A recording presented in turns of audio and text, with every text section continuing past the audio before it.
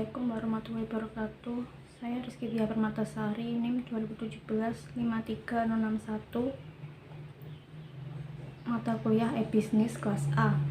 Jadi di sini saya akan menjelaskan materi pertemuan 5 dengan tema pemilihan strategi dan implementasi sistem informasi dalam dunia bisnis.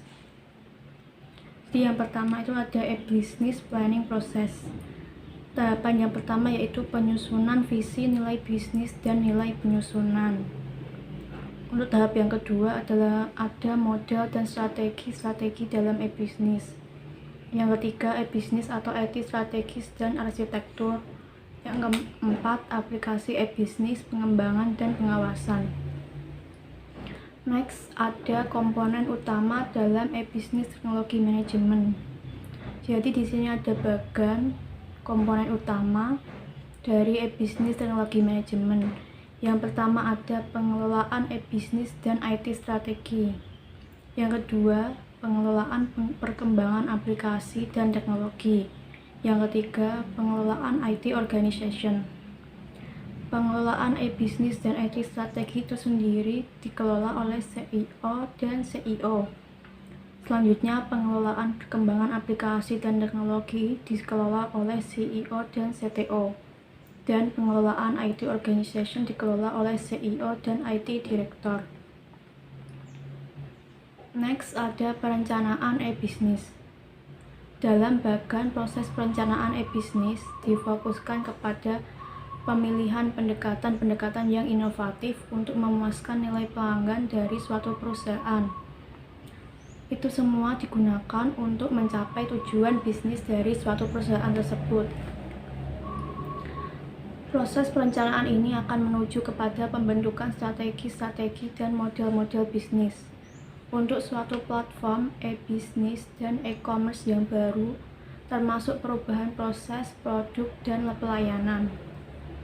Kemudian perusahaan akan mengembangkan suatu strategi IT dan arsitektur IT yang mendukung pembentukan dan pengimplementasian aplikasi e-bisnis baru yang direncanakan.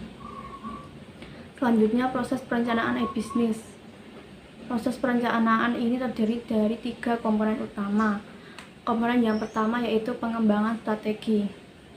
Pada tahapan ini, perusahaan harus mengembangkan suatu strategi e-bisnis dan e-commerce yang mendukung visi bisnis perusahaan dan menggunakan teknologi informasi untuk membuat suatu sistem e-bisnis yang memfokuskan kepada pelanggan dan nilai bisnis. Jadi perkembangan strategi di sini, perusahaan harus bisa mengembangkan strategi e-bisnis apa dan e-commerce apa yang akan digunakan sebisa mungkin untuk mendukung visi bisnis dari perusahaan itu sendiri dengan membuat sistem yang lebih canggih misalnya. Kemudian yang kedua ada resource management, mengembangkan suatu perencanaan strategis untuk mengatur dan mengembangkan sumber-sumber daya teknologi informasi. Nah, sumber-sumber daya teknologi informasi itu sendiri ada information system, hardware, software, data, dan network business. Yang ketiga, teknologi arsitektur, membuat suatu pilihan IT strategik yang menggambarkan arsitektur teknologi informasi dan dirancang untuk mendukung e-bisnis perusahaan dan e-commerce inisiatif. Jadi, teknologi arsitektur itu harus lebih strategik untuk perancangannya, untuk bisnis perusahaan dan e-commerce-nya itu sendiri. Arsitektur teknologi informasi. Teknologi platform yang terdiri dari internet, intranet, extranet, dan jaringan, sistem komputer, sistem perangkat lunak, dan diintegrasikan dengan aplikasi perangkat lunak. Itu semua digunakan untuk mendukung penggunaan strategi dari teknologi informasi untuk e-bisnis dan e-commerce. Selanjutnya ada sumber-sumber data.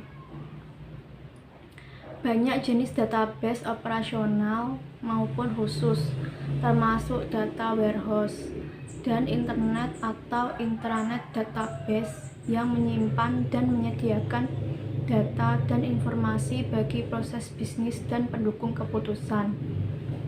Selanjutnya ada arsitektur aplikasi.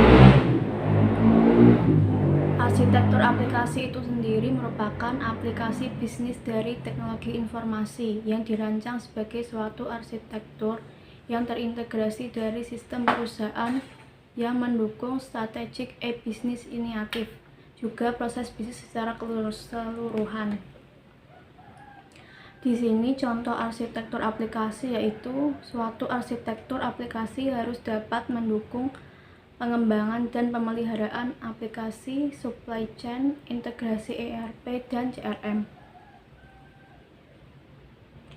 Kemudian ada IT organization, struktur organisasi dengan menggunakan fungsi-fungsi sistem informasi dalam suatu perusahaan, juga penggunaan tenaga-tenaga ahli di bidang sistem informasi untuk mencapai perubahan strategi dari suatu bisnis.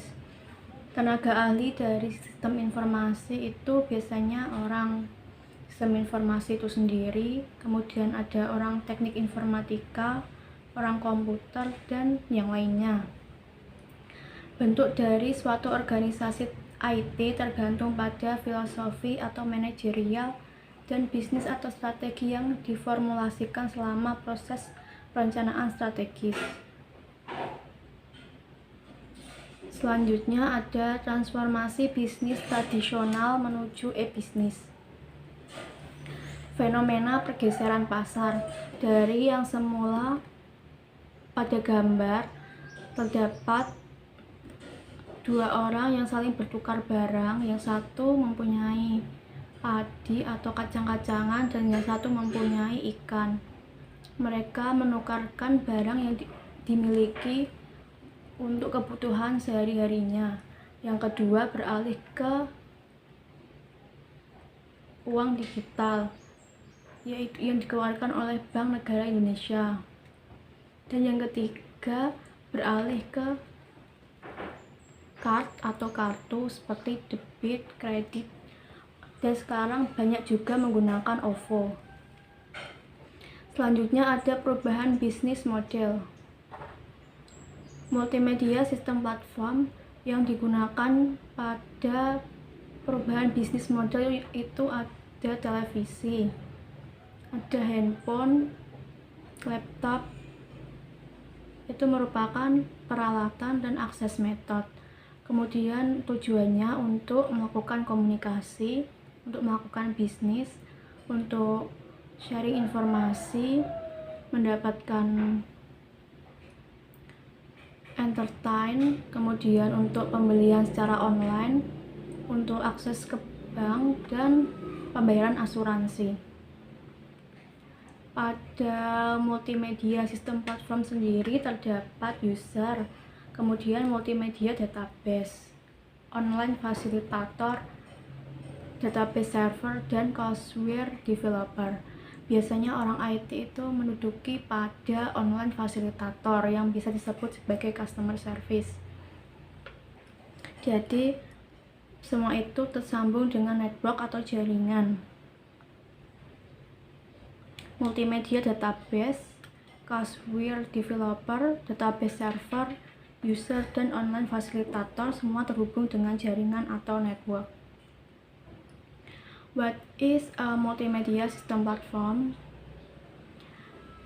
Memiliki generasi, representasi, storage atau penyimpanan, transmission, search and retrieval, and delivery atau pengantaran. Production atau authoring tool itu merupakan produksi. Lalu adanya compression and format, file system design, networking issues, database management, server design, streaming. Jadi pada server design dari e-bisnis merupakan suatu hal yang sangat penting untuk menarik minat dari si customer itu sendiri. Selanjutnya ada perkembangan bisnis model infrastruktur. Contohnya itu pada YouTube.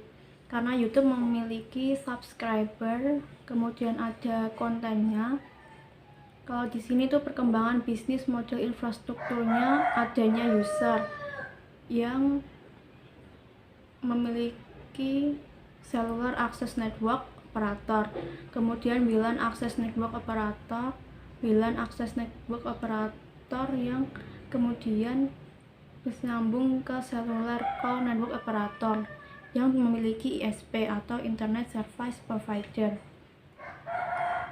Selanjutnya ada bisnis secara elektronik.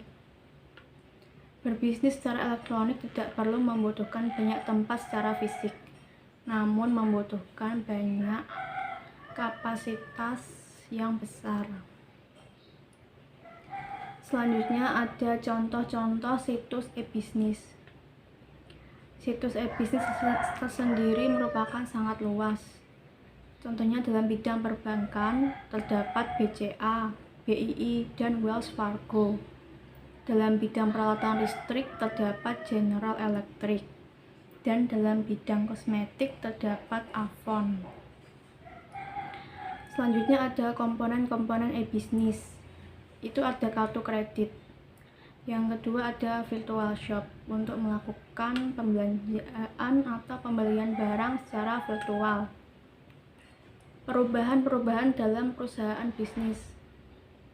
Pemasaran dapat dilakukan secara luas dengan tingkat kompetisi yang lebih tinggi. Ya, semakin berkembangnya suatu bisnis tersebut, semakin pula saingan-saingan atau kompetitor yang lebih tinggi.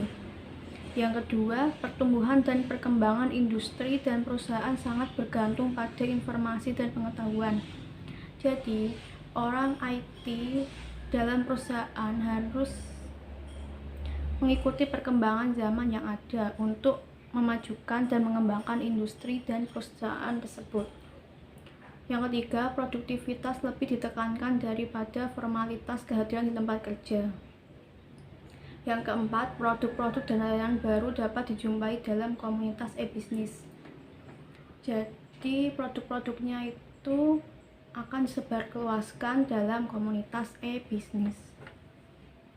Struktur organisasi menjadi flat, terdistribusi, dan pemberdayaan yang dilakukan dalam organisasi tersebut akan meningkatkan fleksibilitas dan penekanan biaya. Karena kerja tim lebih ditekankan, sehingga efektivitas biaya lebih berkurang. Bagaimana dengan karakteristik e-market?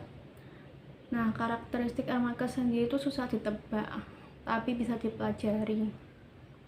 Contoh e-product. Produk yang sering disebut e-product yaitu produk berupa informasi yang pertama. Yang kedua, produk entertainment. Yang ketiga, produk jasa. Yang keempat, produk barang. Dan yang kelima, produk keuangan. Sekian presentasi materi pertemuan 5 dari saya. Kurang lebihnya mohon maaf. Wassalamualaikum warahmatullahi wabarakatuh.